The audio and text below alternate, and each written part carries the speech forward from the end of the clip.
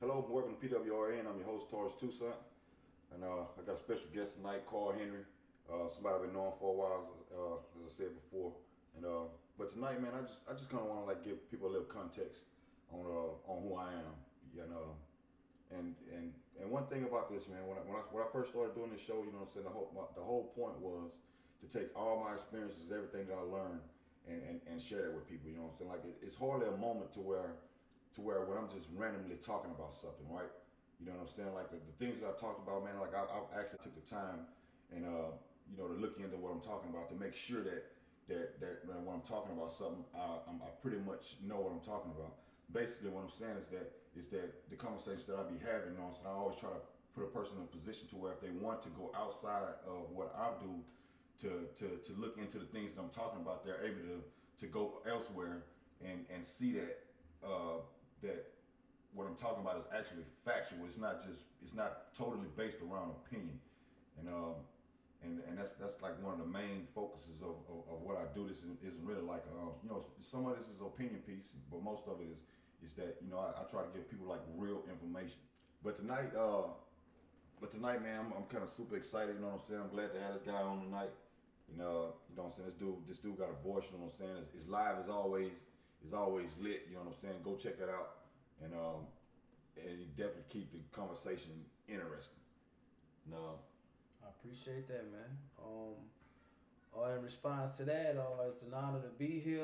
I've been watching you from afar for a long time, my brother, and I watched the progression that you know your success. You know, some may not call it success on a higher scale, but for brothers like us, it's success.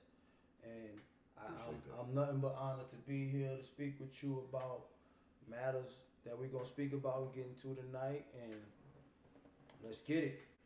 Well, first of all, the first thing I want to go into, man, is that I'm starting to hear a lot of these conversations around black racism and this black on black crime, and I'm gonna just say this, man. I think those terminologies, I just think that's dangerous for us to adapt that as a real thing. You know what I'm saying? Because for us to adapt something that affect our community in a certain way, right? That wasn't even created. Because like let's take black on black crime for example. You know what I'm saying? Black on black crime was a word that was specifically designed to show how unhuman we are, like almost animal like, right? Because that's the black on black crime is a thing that people created to where every time we're dealing with something like what's going on across this country and across this world right now, protests in almost every state in the United States, right? You know what I'm saying? Every time we deal with issues like that concerning black folks, the first thing that come up is, well, what are we gonna do about this black on black crime? So in other words, black on black crime is really just a talking point, man, to stifle whatever movement that we have, and I just think for us as black people to adapt that, regardless if you're using the terminology in agreement or you're just referencing to it, regardless of the fact, the more that we mouth those words out of our mouths, the more that we we solidify validity. You know, we give it clout, we give it we shouldn't room.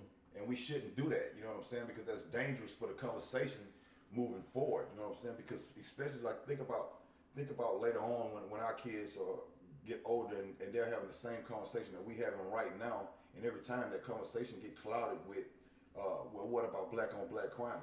And like I said, I just think that terminology, man, is made.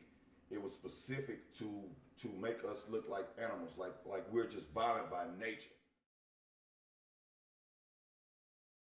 Are often the kinds of kids that are called super predators. No conscience, no empathy. We can talk about why they ended up that way, but criminal first justice system that needs to change.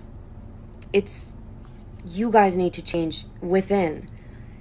When you make up 13% of the population, but you're responsible for more than 50% of the homicides in America every year, what is that telling you? Those discrepancies in numbers mean something. African Americans are more violent. Cops cannot approach them and treat them as if they're not. He knows there are two basic steps here. One step is you must take back the streets. And you take back the streets by more cops, more prisons, more physical protection for the people. The consensus is A, we must take back the streets. It doesn't matter whether or not the person that is accosting your son or daughter or my son or daughter, my wife, your husband, my mother, your parents. It doesn't matter whether or not they were deprived as a youth. It doesn't matter or not whether or not they had no background that enabled them to become socialized into the fabric of society. It doesn't matter whether or not they're the victims of society.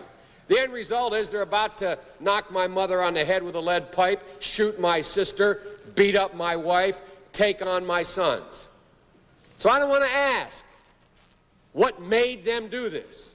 There's a second thing that we all have agreed upon, and that is unless we do something about that cadre of young people, tens of thousands of them, born out of wedlock, without parents, without supervision, without any structure, without any conscience developing, because they literally, I yield myself 3 more minutes, because they literally have not been socialized, they literally have not had an opportunity, they will, or a portion of them will, become the predators 15 years from now. And Madam President, we have predators on our streets that society has, in fact, in part because of its neglect, created. Again, it does not mean because we created them that we somehow forgive them or do not take them out of society to protect my family and yours from them. The terminology was put out there to make us look violent and less than, you know what I'm saying? So that's the reason why I feel like it's so important for us to not to feed into that narrative to where, hey, black on black crime is the thing that defines us as black people. Okay. Well, it was 2 pieces you just said. Black on black crime. I'll start with that. Mm-hmm. Black on black crime. Impoverished people kill where they live. Let's start there. Correct. So black on black crime, in my opinion, isn't a thing. It's just impoverished people kill where they live. Irish people kill where they live. White people kill where they live. A lot of people kill where they live. They just put a quote on ours because we are the target, in my opinion. You know what I'm saying? So black on crime really isn't a thing, in my opinion. Yeah, and it's not, because if it was a thing, then, you know, the terminology white on white crime or Mexican on Mexican crime. You gotta add all of it. Yeah, you have to. You can't not say one without the other, because the statistics show that there's more white on white crime than black on black crime. If you do your history. Yeah, and plus it's just not as publicized. Yeah. As much as black on black crime, so called, right? Purposely. Yeah, you know what I'm saying. It's TV shows around. It's TV shows based around that. You know, kids killing their parents. You know, women killing their babies. Husbands killing their wives. What? Charles Manson? Did I say it right? And just serial killers. Son with the son of Sam, and you know, white kids going in schools and blowing up the whole school, and we could talk about a bunch of white people that kill white people. So basically, what and we only saying that just to say that, man, that you know, try to add some clarity to the reason why this black on black crime phrase is so dangerous for us to use as black people. You know what I'm saying? Because like very I said, dangerous. It's just not realistic. And also, man, I just like to say this is that for anybody to not think that words or phrases like that and things like that doesn't have a psychological effect on us as a people, man. You know what I'm saying? Like you have to realize that things like that does have a psychological effect, and it can make you view yourself in a negative manner. You know what I'm saying? Like I'm gonna give you a small example that you could try. You could try with your friends. You could even try with yourself.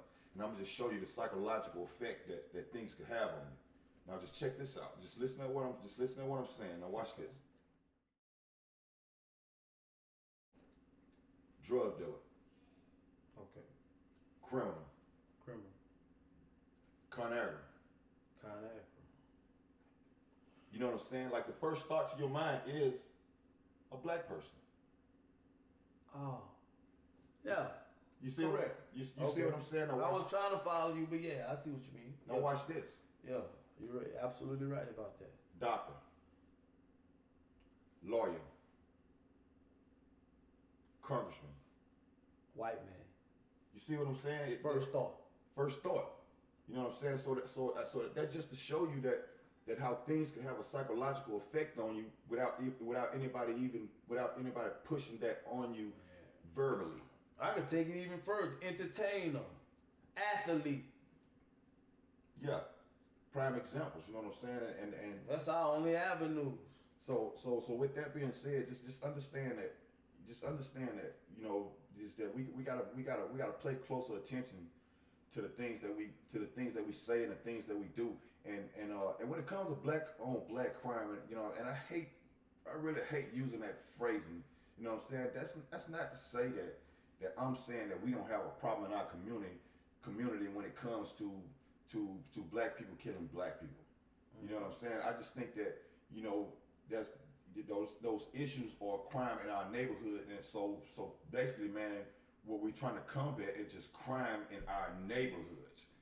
You understand? Yeah. You understand what I'm saying? And I'm not saying that. So by me saying to not use that terminology, right? I'm not saying that I'm not saying that we don't have a problem in our community. You know what I'm saying? But what I'm saying is that we're definitely not going to fix it, bringing out some outside stereotype about us as a people. And I think that's going to solve the problem. But I just go back to the fact that, like, you know, I study just like anybody else study. Maybe not as much as some people, but I know enough to know that impoverished people kill where they live. Yeah. Back to that point. There's no such thing as black on black crime. Let's just rule that out. Yeah. People kill where they live. And it's very important that we keep that in mind. You know what I'm saying? It's not that you black. You know, if you give a hood of people, let's just say the hood, because that's what they label us as, hoodlums. Yeah, all of us. They give us crumbs and then tell us survive. Of course, violence is going to pursue. Yeah, because everybody fighting for the same crumbs. Yeah, you know, so you just got to look at how crack cocaine destroyed our communities at one point. You know what I'm saying? So a great point that you made last time that a lot of black people isn't really even aware of. You know, but we know what happened in that community in Oklahoma. You know, so the Black Wall Street. Share it with them for a second. Yeah, Black Wall Street. A lot of people now is on it, but I was the type of guy that knew about that when I was 16. You know, the Black Wall Street, when black people did try to establish their own empire. They did. They actually succeeded, and white people were so furious that they burned the whole Tulsa, Oklahoma. Go look it up. Yeah, they burned it. I don't got. They killed every black person that was a part of that community. By the way, not only did they tear it down, they murdered, they killed. A few people survived to tell the story, but for the most part, they flew planes in and they bombed it. So it's like we don't even want y'all to have y'all own economy. Yeah, we want to keep our foot on y'all neck. So and with all that being said, it's with all that being said, is that sometimes, man, you know, I think that we attack so many issues, man, from the surface without going straight to the core issue of what the problem is, because it's so easy just to talk about this police officer put this knee on Floyd's neck and killing him. Like, that's so easy for us to have a conversation about, because that's what we see on the TV all the time. Right. You know what I'm saying? But the more important conversation about that is what allowed this man to feel like he could do something like that on camera knowingly, while people are standing around saying, hey man, you gotta kill this guy. And he actually did. And his face showed that, hey, I don't care about none of that. This man cried out for his mama, his children. A big man like George Floyd. Yeah. So that said a lot in itself. So back to the point, man, is that, you know, I'm just saying that we have to start focusing on these core issues and stop fighting everything from a surface standpoint. You know what I'm saying? And use our ability to understand complex issues and be able to look deep into situations, man. You know what I'm saying? And make good decisions based off of the information and the things that you know, instead of just this thing that a 5-year-old could look at and say, hey, that was wrong. But we got to go deeper than that, man. You know what I'm saying? And that's where this whole issue of systemic racism steps in, which is a great segue to my next point. Okay. Something else that I also feel like getting a lot of steam here lately is black racism. In other words, meaning black people that's racist against white people. You know what I'm saying? And I don't agree with that as well. You know, I know there's a lot of people who have a lot of opinions about that, and I stand firm on my beliefs. I just don't believe that black racism is a real thing, because number one is being racist without the power to impose Will on is not people. even racist. Then if just say for instance you got a black person that hates white people, right? You know what I'm saying? That still doesn't mean that they're racist, right? You know what I'm saying? For the simple fact, the only thing they got is hate. You can't. There's nothing you can do to that person. Yeah. Like you can't affect them socially. You can't affect them economically. You could affect them physically, but be honest. You know, that's not what's spewed across the TV screens every week. And to be fair, I met some decent white people in my life. Oh yeah, it's a bunch of decent white people You know what I mean? out there. To you be know, fair. Yeah. So it's plenty of them. You know what I'm saying? So and sometimes I hate that we have to say that, because I feel like we should be able to address the issue about certain things that affect our community without having to explain that, hey man, I'm not talking about all police. Hey man, I'm not talking about all white people. You understand what I'm saying? Sometimes I think that complicates the issue, and I hate that we have to do that. But just for fairness, you know what I'm saying? Yes, no, we're never, and I know that I'm not, you know, putting all white people in the same basket. So when you're talking about certain things, you know what I'm saying, like that it only applies to those that it applied to. Yeah. You know what I'm saying? And maybe that's that cancel culture, or this new wave that we in, to where you gotta be politically correct on almost everything. But as far as black black racism towards white people, I think that's their fear. Like you say, I don't believe we should make that a thing, because I think for me, and I think I speak for a lot of people. If I'm wrong, correct me. But we don't want to do nothing to white people. No, We just wanna have the same rights as you guys have. And if not, then let us go off somewhere and create our own economy. Yeah, and which is We don't wanna. That's not even in our spirit to, like, let's go kill all the white. Nah, we ain't even. I think that's what they're afraid of. Yeah, and that is, you know what I'm saying, and that is something like you know, this whole gun culture and you know, people going out buying hundreds of guns. I think when Obama was president, you know what I'm saying, they sold like record numbers of guns, and I just think a lot of those guys, if they really just sat down with their grandfathers or their great grandfathers, you know what I'm saying, and truly understood the reason why, you know, they go out and they buy so many guns, is because at one point that's really what people thought, that hey, you know, black people got their freedom now, you know what I'm saying, like they're gonna want revenge, but that's really not in our nature, man. You know, we've been living the way we've been living in this country now for so long, and if just think about this, for example, if black people wanted revenge, right, like with all of this killings that go on, gang violence, you know, like, and they always point to Chicago, which I think is the origin of black on black crime, you know, but with all that going on, if that where our horse was, revenge, right, you know what I'm saying, you don't think at those times when this country was at its most height, you know, when it comes to gang violence and things like that wouldn't have happened?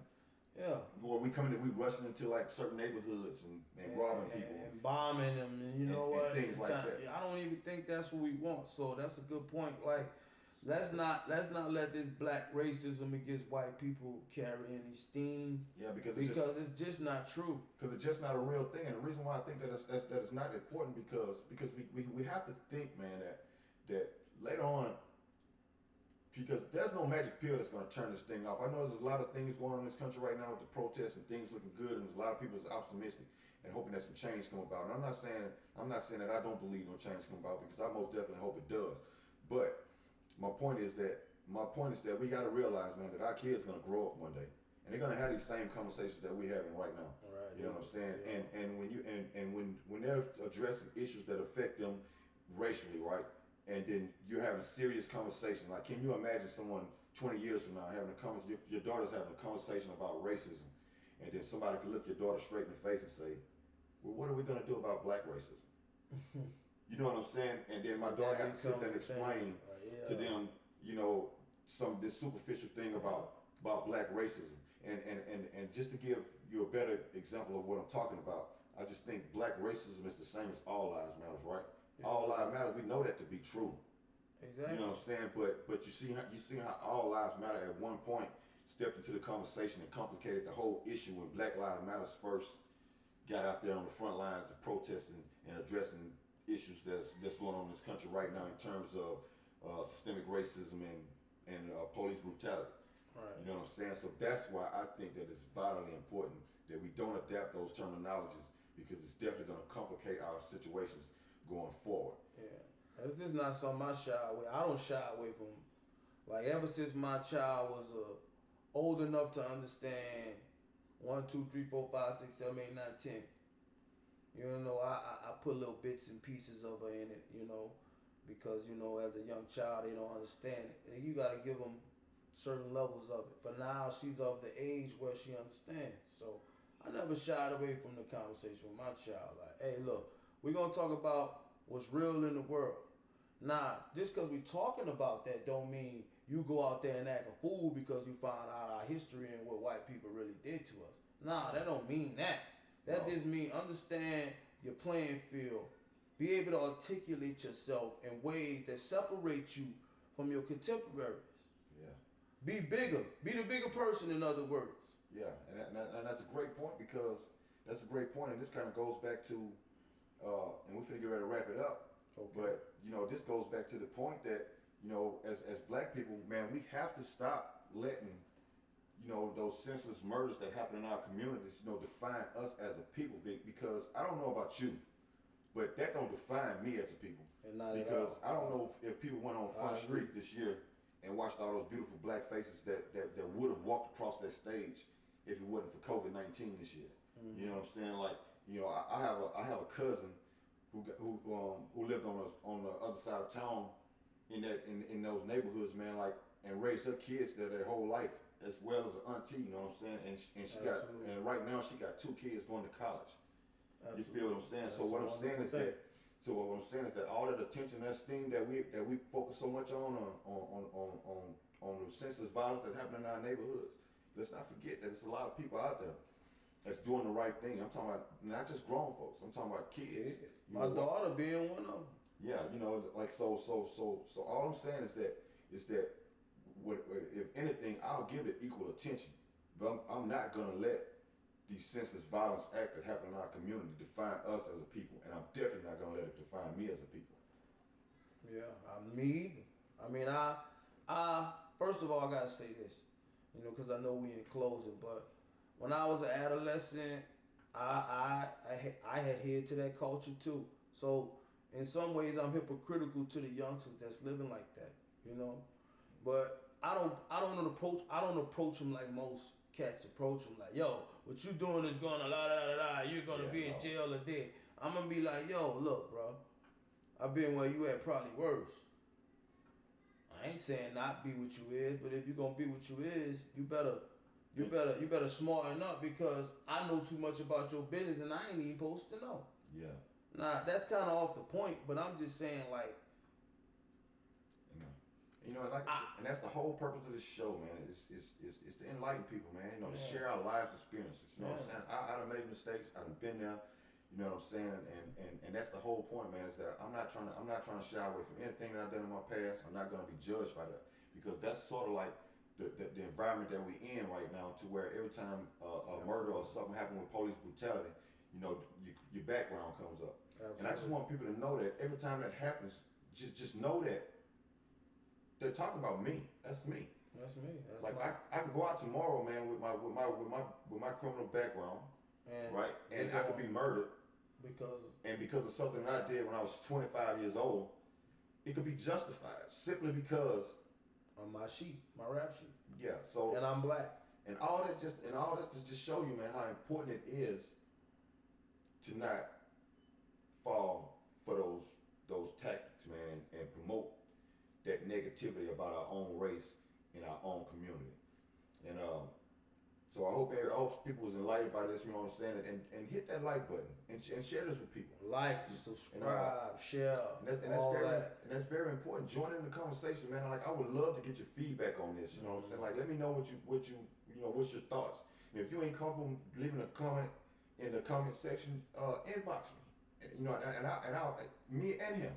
Yeah. And I know this guy is always willing to engage in the conversation. You know, inboxes, man, and I'll video answer you. You know, you inbox me. Very accessible.